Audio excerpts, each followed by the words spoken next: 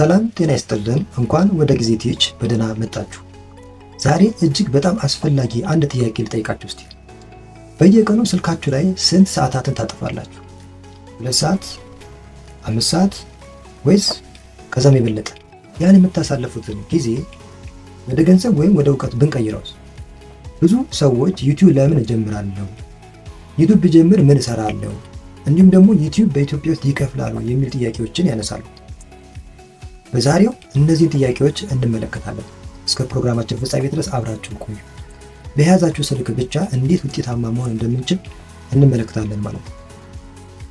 በዚህ በ2026 ዩቲዩብን የምንከፍትባቸው ምክንያቶች አንደኛውና ዋነኛው ምክንያት ያለንበት ዘመን። በዚህ ዘመን ላይ ኢንተርኔት የሌለበት ቤትና ኢንተርኔት የሌላቸው ስልኮች የሉም። በድሮ ዘመን ላይ ቴሌቪዥን ላይ ለመውጣት አንድ ሰው ወይ ታዋቂ መሆን ያስፈልገዋል ወይ ደግሞ ትልቅ ሰው መሆን ያስፈልገዋል። ዛሬ ግን ዩቲዩብ የሁላችንም ሚዲያ ነው። በዚህ ሚዲያ ውስጥ የምናውቀውን የምናስተምርበት፣ ኮሜዲ የምንፈጥርበት እና የድርጅቶችን ምርት የምናስተዋውቅበት ቦታ ነው። እንግዲህ እንደምናውቀው ዘመኑ ምንድነው? የዲጂታል። በዚህ በዲጂታል ዘመን ላይ ደግሞ እኛ ሁላችንም መኖር ያለብን እንደ ዘመኑ ስለሆነ ዛሬ ጊዜው ነው ማለት ነው ዩቲዩብን ለመጀመር። ሁለተኛው ምክንያት ደግሞ ያው እንደሚታወቀው ኢንካም ወይም ደግሞ ገቢ ነው።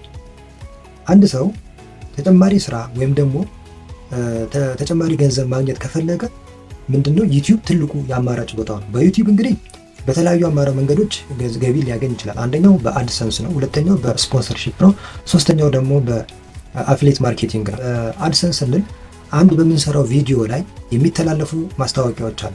እነዛ ማስታወቂያዎች ሰዎች ከተመለከቱላቸው ያ የማስታወቂያ ድርጅት ለዛ ለዩቲዩብ ቪዲዮ ለሰራው ለዩቲዩበሩ ይከፍላል ማለት ነው። ስለዚህ አንደኛው በማስታወቂያ የሚገኝ ገቢ አለ። ሁለተኛው ገቢ ደግሞ በስፖንሰርሺፕ ነው። ድርጅቶች ምርቶቻቸውን እንዲያስተዋውቁላቸው ሲጠይቁ በዛ የሚገኝ ገንዘብ አለ። በቪዲዮአችን ላይ የተለያዩ ድርጅቶችን ምርት ስናስተዋውቅ ያን ጊዜ ድርጅቱ ለኛ የማስታወቂያ ይከፍለናል ማለት ነው። ሶስተኛው አማራጭ ደግሞ ማርኬት አፍሌት ነው። ይሄ ማለት የተለያዩ ምርቶችን በቪዲዮአችን ላይ ታግ ስናደርግ በዛን ጊዜ በዛ ታግ በተደረገውና ሰዎች ተመልክተው ከገጹ በዛ የሚከፈለን ክፍያ አለ ማለት ነው። አንድ ሰው ተጨማሪ ገንዘብ ከፈለገ ወይም ደግሞ የትርፍ ሰዓት ስራ ከፈለገ ዩቲዩብ ትልቁ አማራጭ ነው ማለት ነው። ሶስተኛው ደግሞ ምክንያት ፐርሰናል ብራንዲንግ ነው፣ ስምን መገንባት ነው። አንድ ሰው የሚሰራቸው ቪዲዮዎች አስተማሪ፣ መካሪና እውቀት ሰጪ ከሆነ ሰዎች ያንን ቪዲዮ ያንን ቻናል ምን ያደርጉታል? ማመንና ለዛ ቻናል ትኩረት መስጠት ይጀምራሉ።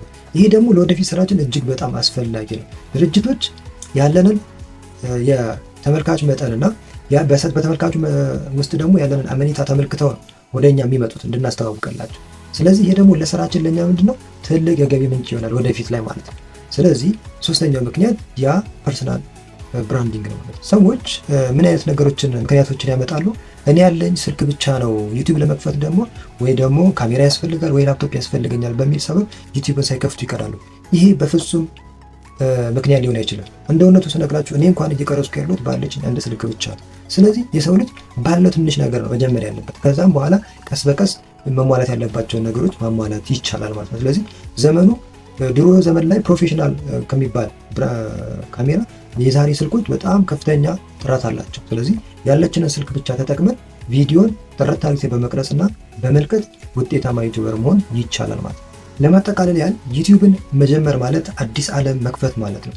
በዚህ በጊዜ ቲዩብ ቻናል እንግዲህ እንዴት ዩቲዩብ ቻናል መክፈት እንደሚቻል፣ እንዴት በስልካችንም ሆነ በተለያዩ ነገሮች ኤዲት ማድረግ እንደሚቻል ከትንሽ አንስተን ስቴፕ በስቴፕ እንመለከታለን ማለት ነው። ስለዚህ ቪዲዮን ከወደዳችሁት ላይክ፣ ሼር ማድረጋችሁ እንዳትረሱ።